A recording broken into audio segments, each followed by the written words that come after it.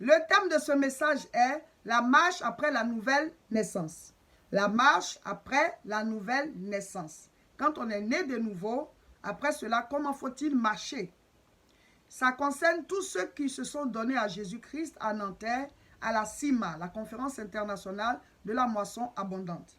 Ça concerne aussi tous ceux qui se sont donnés à Jésus en général, même si ce n'est pas à Nanterre avec nous, mais si vous vous êtes donné à Jésus et que vous avez besoin de comprendre la marche avec Dieu pas à pas afin de grandir spirituellement. C'est dans le cadre du mouvement Devenir un vrai chrétien et c'est le programme d'enseignement de la nouvelle naissance à l'affermissement spirituel. Alors, nous avons déjà parlé de la nouvelle naissance. Nous avons parlé de Jean chapitre 3 à partir du verset 1, Nicodème qui allait rencontrer Jésus. Et dans leur discussion, Jésus lui a dit que si un homme n'est né de nouveau, il ne peut voir le royaume de Dieu. Alors que nous voulons tous voir le royaume de Dieu. Nous voulons surtout être sauvés après cette vie-là. On ne veut pas aller à la perdition éternelle. On veut aller à la félicité éternelle. On veut vivre avec Dieu. Quand nous acceptons Jésus, le Saint-Esprit nous fait naître dans le royaume de Dieu. Ça, c'est le miracle de la vie éternelle. Donc, celui qui n'a pas vécu le miracle de la vie éternelle, il n'a pas le salut. Donc, même s'il meurt, il ne va pas chez Dieu. Le salut, c'est ici-bas qu'il faut l'obtenir avant de partir. Amen.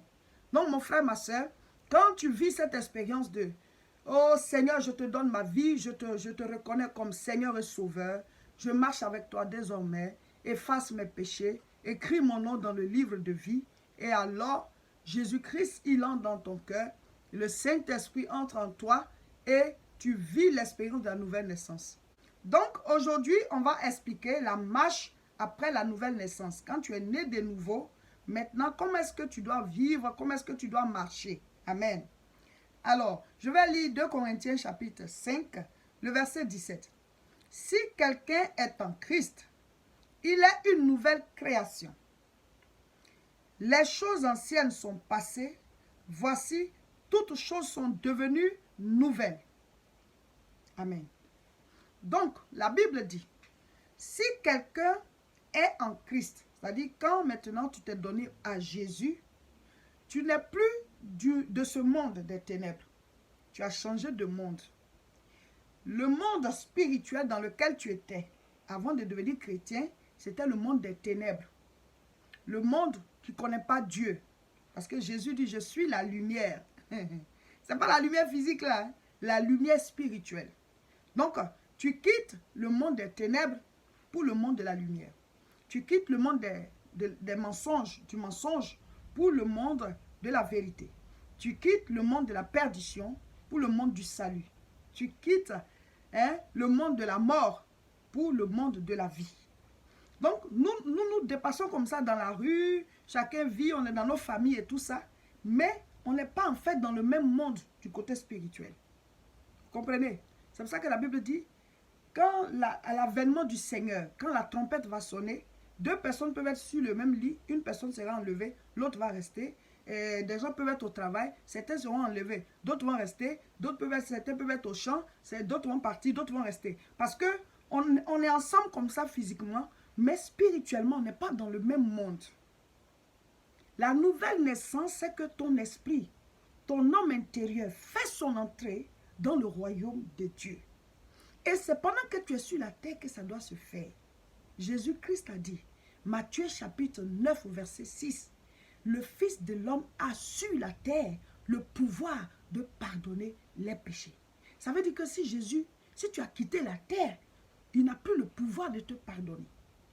Donc la porte pour le royaume des cieux, c'est pendant que tu es sur la terre. C'est pour ça que Jésus a dit à Nicodème, si tu n'es pas né de nouveau, tu ne peux même pas le voir, même le royaume de Dieu. Là, pour dire tu vas rentrer. Amen. Donc maintenant que toi tu es entré, mais on est toujours dans ce monde physiquement. Mais spirituellement, on n'est plus de ce monde. Amen. Maintenant, toi, tu es né dans un nouveau monde. Tu es une nouvelle création. Donc, on doit t'enseigner. Vous comprenez? Tu dois être nourri. Tu es bébé. Dans le monde physique, tu es déjà grand. Mais dans le monde spirituel, là-bas, c'est un nouveau monde. Tu es né là-bas nouvellement. Et si tu ne grandis pas ben les années vont passer, tu auras toujours des réactions de bébé. C'est pour ça que beaucoup de chrétiens ont toujours besoin qu'on prie pour eux. Ils ont toujours besoin, c'est vrai qu'on doit toujours être enseigné, même quand tu es grand. Parce que la nourriture spirituelle, là, la parole, c'est la nourriture spirituelle. Donc même les adultes mangent, mais on ne mange pas la même nourriture en fait. Mais certains, ils sont nés, ils sont dans la maison de Dieu depuis des années, mais ils sont toujours au lait. Au lait. Ils n'arrivent pas à la nourriture solide parce qu'ils n'ont pas été enseignés, tu n'as pas été nourri. Ou alors tu as refusé qu'on te nourrisse, ou alors voilà, quelque chose s'est passé, mais tu n'es pas au niveau où tu dois être. Donc ces enseignements-là, c'est pour vous. Alors, tu es né maintenant, les choses anciennes sont passées, tu es une nouvelle personne. Et donc, pas à pas, tu marches avec Dieu. Tu marches avec Dieu. Tu dois te nourrir par la parole. Tu dois avoir une relation avec Dieu par la vie de prière. Tu dois obéir à ce qu'on te dit. L'enfant obéissant va réussir. Donc, ce que tu reçois, tu dois appliquer. Tu reçois, tu appliques. Maintenant, dans cette croissance-là, tu es né, non? En apprenant à faire les 4 pattes, à marcher et tout, tu peux faire des erreurs. Tu peux tomber, on te relève. Tu peux te salir, vous comprenez? Mais tu ne sors plus pour aller encore vivre dans l'ancien monde. Mais ici, dans ton apprentissage de la nouvelle vie, il peut t'arriver de commettre des erreurs. Vous comprenez la différence? Mais il y a des gens qui, ils sont chrétiens, ils ont accepté Jésus, mais qui retournent carrément vivre dans le péché. Celui qui vit dans le péché n'est pas sauvé. Mais celui qui est dans le royaume de Dieu, qui est dans son processus de croissance, il peut lui arriver de pécher. Je vous donne des exemples. Par exemple, peut-être avant, tu mentais beaucoup. Quand tu ne t'étais pas encore donné à Jésus, peut-être que tu mentais beaucoup. Maintenant que tu t'es donné au Seigneur, l'ancienne nature, les habitudes de l'ancienne nature vont toujours venir te tenter. Vous comprenez? Donc, des situations de mensonge vont se présenter devant toi. Et donc, il peut t'arriver de mentir. Comme j'ai dit là, tu es né, donc dans ta croissance, tu peux tomber un peu.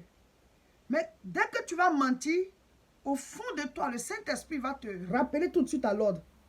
C'est ça que vous savez de quoi je parle. Au fond de toi, tu dis, oh, je suis chrétien, je ne dois plus mentir.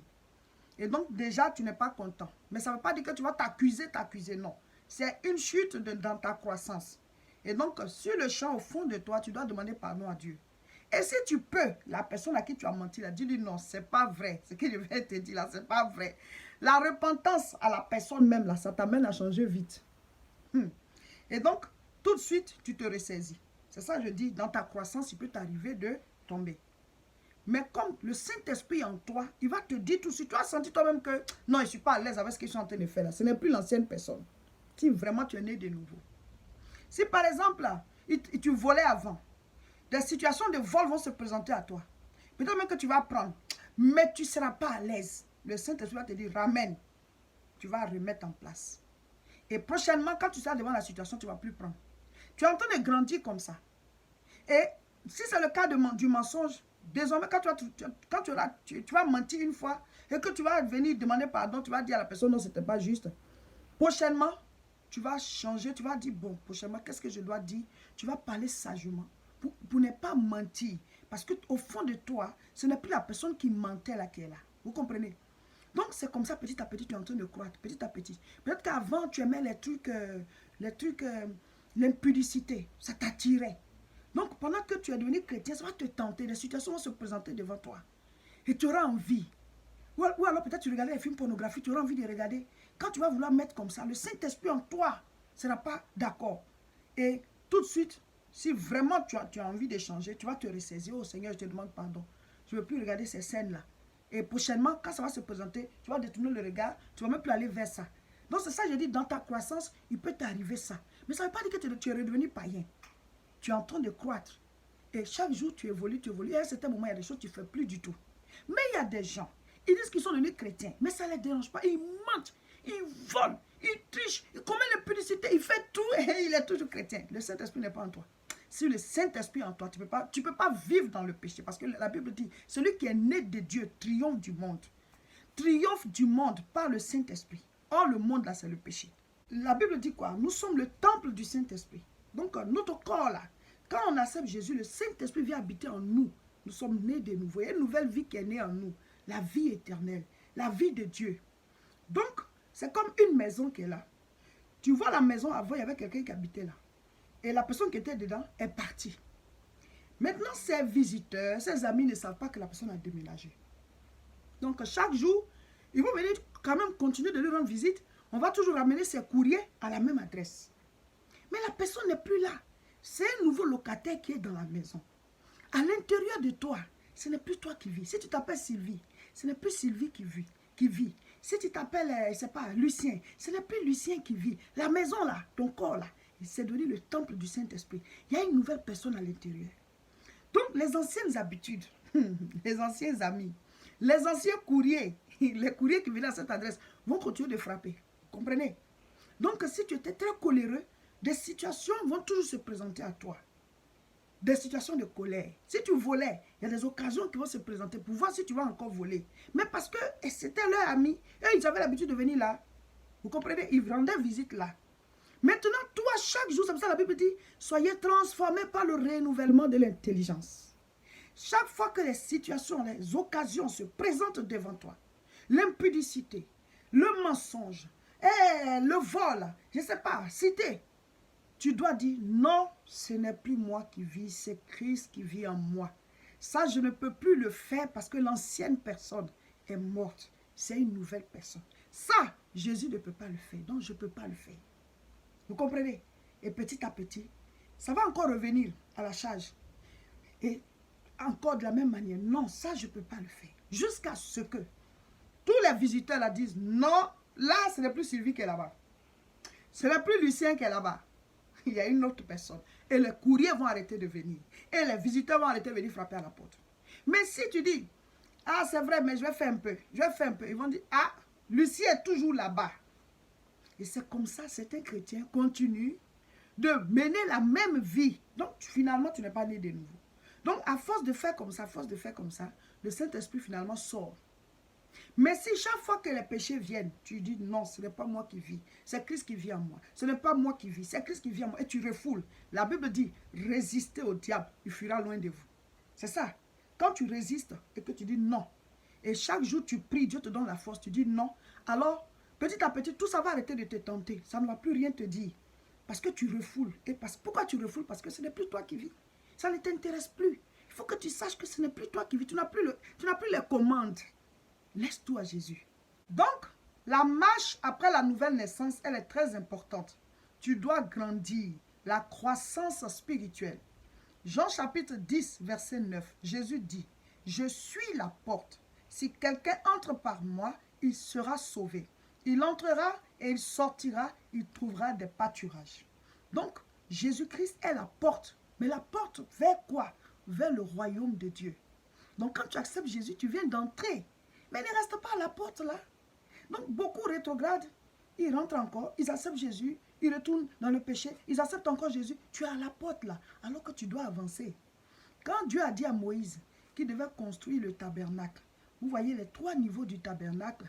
Quand les gens entrent dans le tabernacle de Dieu, il y a le premier niveau qu'on appelle le parvis. Mais tu dois avancer et rentrer dans le lieu saint.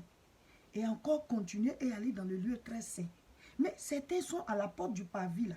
Tu sors, tu rentres, tu sors, tu rentres. Donc tu ne rentres jamais dans le lieu saint pour dire que tu vas arriver au lieu très saint. Donc ta croissance spirituelle là, c'est toujours au petit niveau là. Tu es toujours un nouveau chrétien. Tu es un chrétien qu'on doit aider tous les jours. On doit toujours prier pour toi. On doit toujours te donner, toujours faire ta délivrance. Tu es toujours poursuivi en rêve. Les gens savent toujours ton coup. Mais parce que toi tu es à la porte là. Donc ceux qui sont dehors peuvent te tirer facilement. Présentement, au niveau de Tourcoing, ici dans notre église, c'est ça que nous donnons comme message. La nouvelle naissance, la croissance spirituelle. Donc, vous suivez en ligne, mais vous pouvez venir. Vous qui êtes à Paris, vous qui êtes dans toute la France, vous qui êtes en Belgique, vous pouvez venir. Prenez le train, prenez vos véhicules, venez au culte tous les dimanches de 10h à 13h pour vivre cela en direct. Nous avons la retraite spirituelle à Tourcoing. Pour vous qui êtes loin, vous pouvez venir sur 2 jours, du 22 au 23 à Tourcoing, pour assister à ce moment dans la présence de Dieu et puis écouter les enseignements. Ça va vous délivrer, ça va vous libérer, ça va vous guérir. Appelez-nous dès maintenant. Le samedi 7 mars, on sera à Aubervilliers. L'adresse est présentement là. Prenez-la et puis tous à Aubervilliers à partir de 14h30. Venez prendre l'enseignement. C'est ça qui va vous délivrer réellement. Si vous voulez suivre tous les enseignements qu'on met en ligne, abonnez-vous. cliquez sur s'abonner et surtout partagez la vidéo.